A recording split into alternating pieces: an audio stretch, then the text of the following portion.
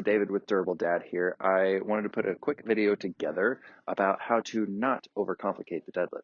It is one of those movements that way too often gets overcoached, overcued, overthought, overcomplicated, just the whole shebang way too much. I'm going to show you barbell deadlift, and this is just going to be a conventional deadlift, not sumo or anything. So I'm just going to give you a couple really simple cues to just keep in mind as you start practicing your deadlift, if this is something you really want to do. Or if you have been practicing it for a while and it just doesn't feel right, maybe some things you can do to just kind of rethink the movement or really just kind of simplify it in your head. The deadlift is something that we call a hinge motion. And to simplify hinge, think of butt back and butt forward. So if I'm going to show a hinge to you from the side, I can even take my hands like I'm karate chopping right at the crease of my hips, pushing my butt back as far as it'll go, and then butt comes back forward. This is a hinge. Butt back, butt forward. Okay, so unlike a squat where the butt goes down and up, hinge, butt back, butt forward. You should feel it when you sit your butt back, almost loading or stretching basically from here to here. Somewhere in this area, you should feel the muscles getting a pull. Now the deadlift, you have a bar in your hands.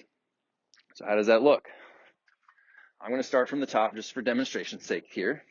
So if I'm sliding my butt back and butt forward, now I have a bar, so I want to keep the bar against my body the whole time. So butt back, bar stays against my legs the whole time. As far as it'll go, I get stopped from tightness right about there, and then butt forward.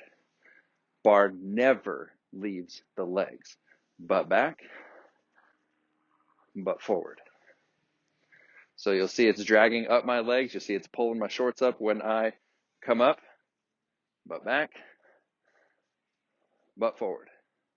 If you're new to practicing this, don't worry about when your knees are bending or how much they're bending. Just think about sitting your butt back as far as you possibly can and then pushing it straight back forward. Your knees are going to have to naturally bend a little bit to let that happen. Now, as far as alignment of your body goes, if you are one of those people that videotape yourself, which I kind of recommend doing if you really are serious about getting better at something, I videotape myself every now and then when I'm doing just normal sets to see how things are looking. But I want you to imagine that you're trying to make a triangle with your body. Let me show you where the triangle lives. So as long as I'm following all the rules, I'm sitting my butt back as far as I can, and I'm keeping the bar tight against my body. You'll notice that my arms, back, and thighs create a triangle. So let me show you where it is. If I just, at any point right here, if you take a look at my back, my thighs, and my arms, they're making a triangle. Even if I'm down here, my butt, my back, my thighs, my back, my thighs, my arms, triangle. Triangle, triangle. The triangle slowly disappears as you stand all the way back up. So, again, look at the triangle. You're trying to keep and the triangle is what helps you keep things tight. I'm pulling the bar into my legs to keep my back flat and my arms straight. And you see that triangle the whole way through until you get to the very top. So you should obviously be practicing a motion like that without weight on the bar if you are brand new to this. But what does that look like with weight on the bar? Because earlier I said this is a conventional deadlift, meaning that you're pulling from the floor.